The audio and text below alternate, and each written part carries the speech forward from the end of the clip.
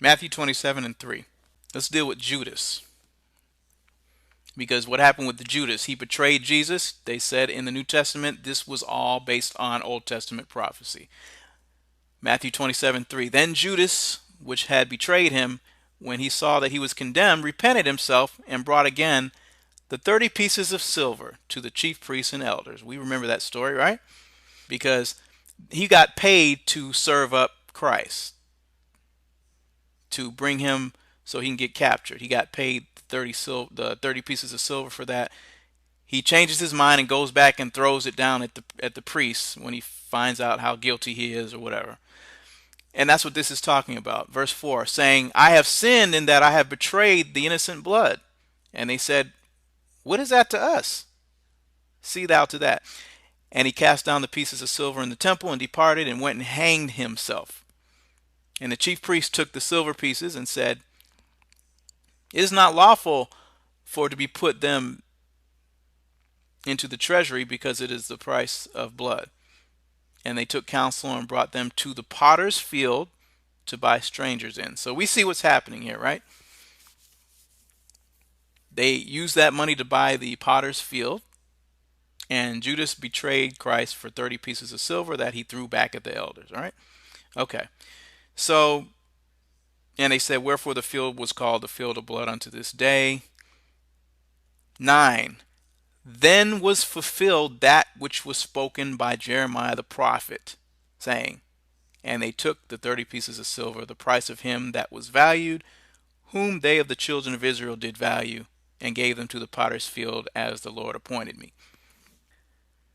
So we should be able to go in Jeremiah and see this story of Judas, the betrayer, 30 pieces of silver, right? Zechariah chapter 11. I'm going to start at verse 1, and we're going to read a lot of scriptures. Like I said, this is going to take a minute because we can't just go to one scripture. We don't know what it's talking about. Because if it's not saying anything about Judas betraying Christ, somebody's not telling the truth. And the question we need to ask is, why? 11 and 1. Open thy doors, O Lebanon, that the fire may devour thy cedars. Howl, fir tree, for the cedar is fallen, because the mighty are spoiled. Howl, O ye oaks of Bashan, for the forest of the vintage is come down. There is a voice of howling of the shepherds, for their glory is spoiled, and the voice of the roaring of young lions, for the pride of Jordan is spoiled. Does this have anything to do with anything in the New Testament so far? We're dealing with something specifically with Israelites. And the question we need to ask is, why? I'm going to skip verse 12. And I said unto them, if ye think good, give me my price.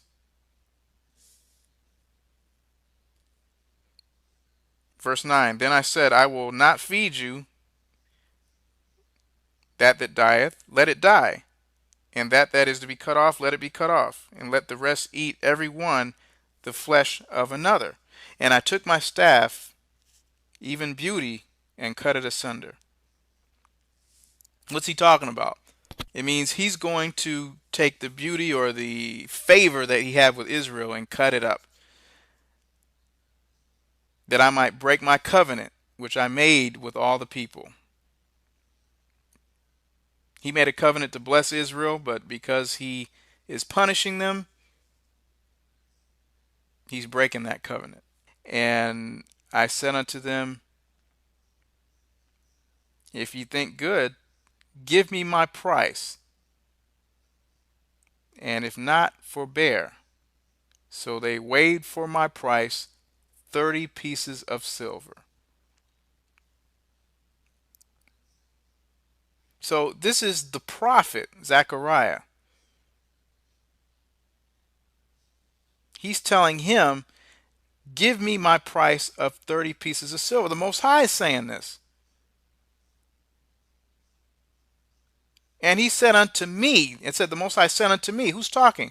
Zechariah is talking. He said unto me, the Most High said unto me, cast it unto the potter. This isn't something hundreds of years later.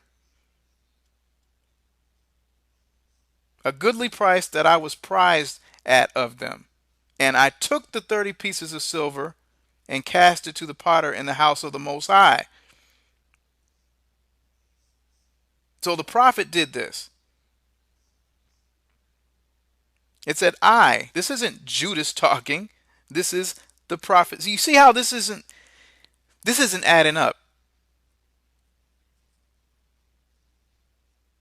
Then I cut asunder mine other staff, even bands, that I might break the brotherhood between Judah and Israel. And the Most High said unto me, Take unto thee yet the instruments of a foolish shepherd. For lo, I will raise up a shepherd in the land, which shall not visit those that be cut off, neither shall seek the young one. The Most High is giving the prophet things to do that represent what he's doing to Israel. You can see clearly this doesn't have anything at all to do with Judas betraying Jesus. So why is the New Testament saying this was fulfilled hundreds of years later concerning Christ? That's just the 30 pieces of silver. What about the potter's field? Let's go to Jeremiah 32. According to Matthew, both of these were fulfilled in the New Testament. I'm going to read a little bit because we got to get the context. Verse 1. The word came to Jeremiah from the Most High in the 10th year of Zedekiah king of Judah, which was the 18th year of Nebuchadnezzar. For then the king of Babylon's army besieged Jerusalem, and Jeremiah the prophet was shut up in the court of the prison, which was in the king of Judah's house. For Zedekiah king of Judah had shut him up, saying, Wherefore dost thou prophesy, and say, Thus saith the Most High, Behold, I will give this day unto the hand of the king of Babylon, and he shall take it. And Zedekiah king of Judah shall not escape out of the hand of the Chaldeans, but shall surely be delivered into the hand of the king of Babylon, and shall speak with him. Why are we talking about the king of Babylon here in Zedekiah when we're supposed to be talking about Judas? This is the scriptures that are supposed to be fulfilled in the days of Christ and Judas, hundreds of years later. 5. And he shall lead Zedekiah to Babylon, and there shall he be until I visit him, saith the Most High. Though ye fight with the Chaldeans, ye shall not prosper.